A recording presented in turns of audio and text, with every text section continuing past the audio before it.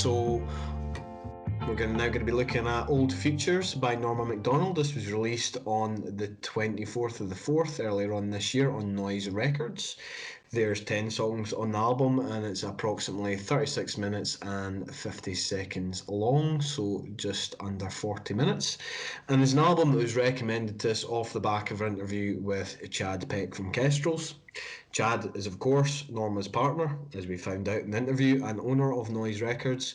And he advised that we have a look at, especially as Norma provided some of the vocals on the latest Kestrels album, Dream or Don't Dream, which we discussed with him in depth in the interview. And we did, and although it's not really our usual MO, I have to admit I was pleasantly surprised. I did listen to it quite a bit. I really enjoyed having it on in the background when I was doing things around the house and kind of in the car. Just a wee bit about the artist. So this is Norma's 5th studio album to date. She was born in Cape Breton and is very much a staple of the Halifax music scene and is in fact a member of the supergroup Bend the River. She's also an ER nurse and is currently working towards her master's degree. For my money, this album is pretty much a straight up country or Americana album. However, there are songs on here that I believe could quite easily sit alongside indie folk or alt indie artists such as First Aid Kit, for example. Particularly songs like Trick of the Light, which is the second song on the album and is probably one of my favourites. That kind of prelude or breakdown that you get just before what I suppose is the chorus, where she sings "It's so hard to get it right, all these shadows that we hold so tight," before going on to sing that "Got to let go, it's just a trick of the light." It's so immediate and engaging. I just felt it was a really big hook in the song, and her vocals are just impeccable. I've kind of described them as incandescent. And they're absolutely flawless throughout the course of the album, in my opinion. What was your thoughts, mate? The Darla Records website describes her voice as tinging in the tension between storyteller folk and classic country, which I think is fairly accurate description of kind of the overall sound of the record as well. So I was kind of dreading this because like you said, it's kind of out with our usual kind of MO, and having kind of listened when I kind of pressed play on the first track, Temperamental Year, I was kind of taken aback because I thought it was quite a Dolly Parton sort of vibe to it. There's definitely a bit of kind of Dolly Parton in this album, but I think it was always our intention. Like if you kind of read about the album online, I think the working title of the album was originally Death by Nostalgia, I think. Okay. So I think she drew on quite a lot of our influences, like, from kind of 60s and 70s, and you can definitely see that in quite a few songs, like Wedding Day comes to mind. That definitely does feel like a kind of Dolly Parton number. Absolutely. And okay, I'm saying sort of, I immediately got that sort of Dolly Parton hit, and I don't really have any beef with Dolly Parton, but I have been fairly vocal on my dislike. Dolly Parton. My dislike of country music in general. I've mentioned that a couple of times on this podcast. I know that slide guitars is your kryptonite. Yeah, like that sort of slide guitar sound and sort of general kind of honky tonk it just turns me right off. But having said that, I do think Temperamental Year is actually quite a good song, and having listened to this album several times now, and it's only, I mean, it's not that much longer than half an hour, so that's pretty easy to do. I think objectively, I think this is a really good album. There are bits on it that are definitely not for me, but I do think it is, it's a good album, definitely. Like I said, Norma's vocals are fantastic. Kind of the acoustic guitar lines in general are really bright and catchy. Sort of honky tonk and slide guitar doesn't overpower everything for the most part. There are bits of slide guitar in there, but most of the time they're kind of in the background. and so if you do like that kind of thing, it is there. There's a bit of Dolly Parton, there's a bit of the Eagles, there's even a bit of Fleetwood Mac in there, I would say. Um, I did think of, I can't quite remember what song it was, but it's interesting you say that because I can't quite remember what song it is off the top of my head, but I did think Phoenix coming through every now and again. Sorry. I did feel like a wee bit of Stevie Nicks coming through every now and again. Yeah, absolutely. I think on Trick of the Light there's a bit of that, but I think also on Wonder in the Summer.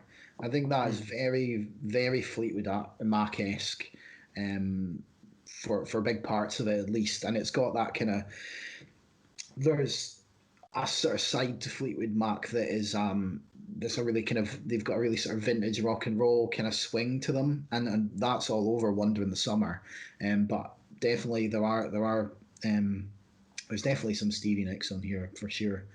Um, I think I mean, you mentioned your wedding day. It's a bit too much for me. This guitar style and the guitar tone is too kind of classic country for me. Again, I can't flat out say it's a bad song because it absolutely is not. It's just not for me. But there is stuff on here that I do really like. Um, I think Trick of the Light's really good. It's amazing. I think One Man Band is possibly my favourite song on the album. I just like it. I mean, and that's where it goes a bit more indie acoustic, I suppose. It's got this kind of gentle acoustic guitar, and the vocal melodies and harmonies are wonderful. And the way the song just layers up with the kind of the light driving drum beat and the accompanying strings, really really great song. Um, Wonder in the Summer I mentioned before was decent. I think Slow Down Marie's pretty good. It's quite a slow burning song. Yeah. It's got this kind of plodding bass, and kind of far away sounding guitars. Um, and there's these kind of stirring violin stabs that come in just to add a bit of depth and sort of grandeur to the proceedings. That was a weird sound I made there. I already have a shadow. As well, I like that because it's kind of sort of 50s dance hall, sort of I dance kind of yeah, song. I described it as it kind of felt like a kind of waltz or like something that you might hear in a movie during an American prom scene. Yeah, yeah, exactly. That's exactly the sort of vibe I was getting from that, and it's got like this kind of shadows, like the shadows kind of guitar arpeggio kind of throughout the Absolutely. verses, um, and that kind of slow kind of bass line, and like it's got that kind of echoing tambourine sound that you sound of that kind of era. Um, so yeah, another good song, and I think "Lover of Unreason" is also very good. A sort of acoustic ballad with some really really great guitar picking, and a sort of shuffling, almost marching band drumming throughout it. There is a threat later on in the song for the country guitars to kind of overpower everything, but they don't really do that. So, and there's a really good guitar solo in there as well that mimics the melody. Um, so, closing track "Some Days" is again a bit too country for me. I would have said that I would have maybe swapped out Some Days for Lover of Unreason as album closer. That Yeah, was my thinking at the time. it's got a little bit of a Stand By Your Man vibe to it, um, but I quite like Stand By Your Man, but I'm not a fan of Some Days really. But it's got that kind of um, cowboy vibe to it, like just like a cowboy on the back of on the back of a horse kind of thing. Right. I don't know really how to describe it. There's a specific sort of sound in country music that is just a cowboy like just kind of cantering along on a horse. Moseying along. Yeah, moseying on. Yeah, it's probably the term. So yeah, I think this is pretty good. and there's quite a few kind of standout songs on it. That and after kind of initially being worried that I wouldn't have anything good to say about this, but I've actually got quite a lot of good things to say about it, which I'm quite pleased about. Yeah. Because I don't particularly like being negative about things. What did you rate it? I've given it a 7 out of 10, man. Yeah, I was the same. And I think, To be fair, if you're more familiar with this kind of thing and you like this thing, I think you probably would rate it higher. But I think because it's not really my bag, but I can still see the quality in it. yeah, I think you made a good point when we were kind of discussing it before. You said that it's probably a really good example of the genre, but as you said, it's not something either of us would really listen to. Yeah. But I mean, there's definitely a few songs in here that I will absolutely go back to and listen to. Definitely. Cool. Okay, so that was Old Future by Norma MacDonald. Mm-hmm. There's a darkness in